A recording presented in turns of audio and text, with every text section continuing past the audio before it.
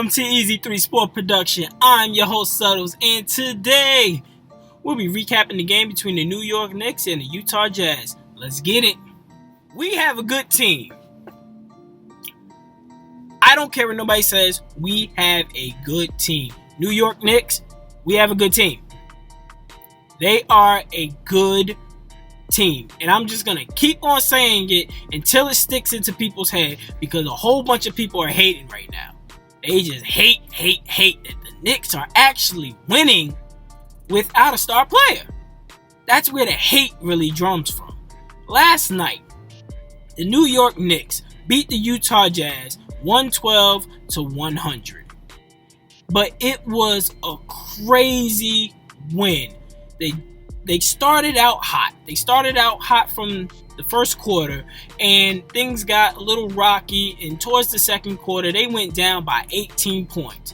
Now, all Knicks fans already know, years past, down by 18 in the second quarter, but we know what's going to happen. They're going to get down even more. They're going to make a second half type comeback, but then in the fourth quarter, they're going to run out of fuel, and they're going to lose, blah, blah, blah, blah, blah. But no, this is a new day. This is a Tom Thibodeau team.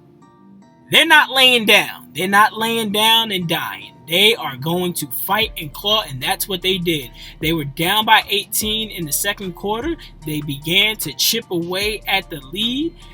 By halftime, they were only down by 12. In the third quarter, they took the lead going into the fourth quarter. And then it was a real back and forth kind of game. At one point, 7 minutes left in the fourth quarter, the Knicks were shooting 13% from the three-point line.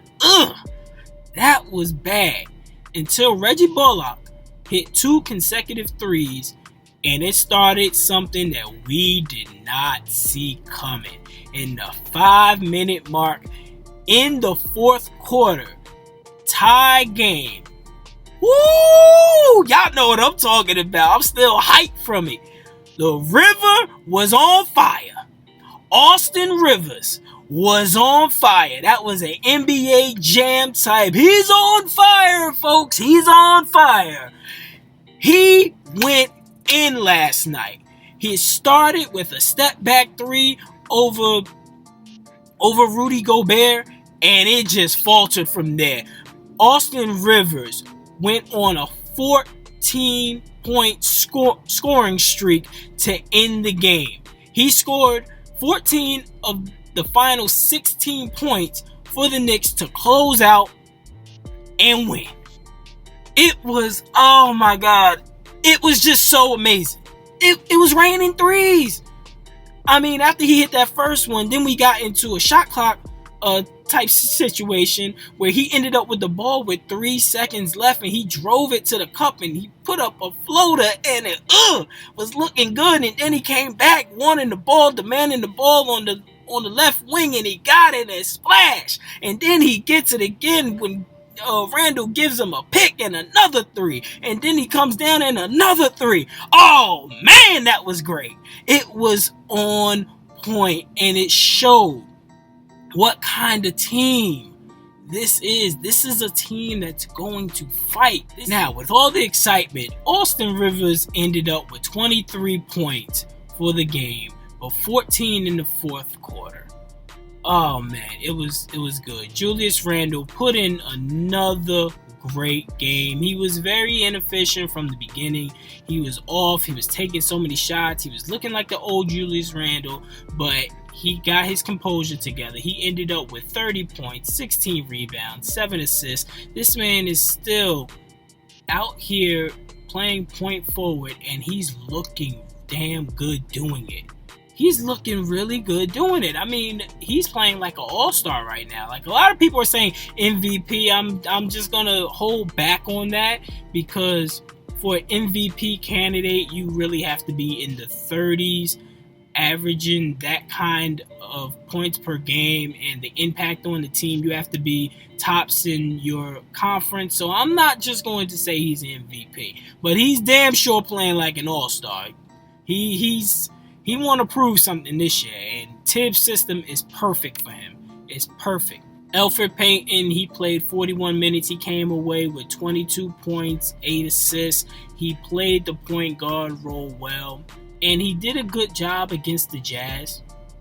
And that's why Quickly didn't play as much because Tibbs did see that Payton and Rivers, they had a good chemistry on the court, so he didn't want to disrupt that. But Payton just needs to be more consistent. That's all. He can be that 20 and 8 guy every night, but the consistency is the thing for Payton. Now, Mitch Robinson. I am so happy to say Mitch Robinson played 41 minutes. 41 minutes. I gotta repeat that because that means he wasn't in foul trouble. That is the biggest knock on Robinson. He's always in foul trouble, and when he's out there, you see the defensive effort. You see that he is potentially a defensive player of the year candidate when he stays on the floor. He had 9 points, 13 rebounds, 3 blocks, and 3 steals. He was a defensive monster, and when he's on the floor, you feel his presence. He just has to stay out of foul trouble, but it was a good look. RJ Barrett, he didn't have that good of a game. It was pretty, it didn't look good, but he does average the most minutes in the league right now, so I think that he's getting a little fatigued. It's still at the beginning of the season. He has to really get his wind and get in a groove because he's playing big boy minutes now, and I believe he just got to get used to it. But every time he was out there, he gave 100% effort. He just didn't have it tonight, and that's fine. But this team, I said it, and I'm going to keep saying it again. It's something special. It's something special about this team. You can't really put your finger on it and say, hey, that's what it is, but it's something special about this team. And we're going to be on the ride, Knicks fans. We're going to be on this ride and enjoy it because it's going to be a lot of haters, especially the Brooklyn Nets fans. It's going to be a lot of haters because we're doing it without a star.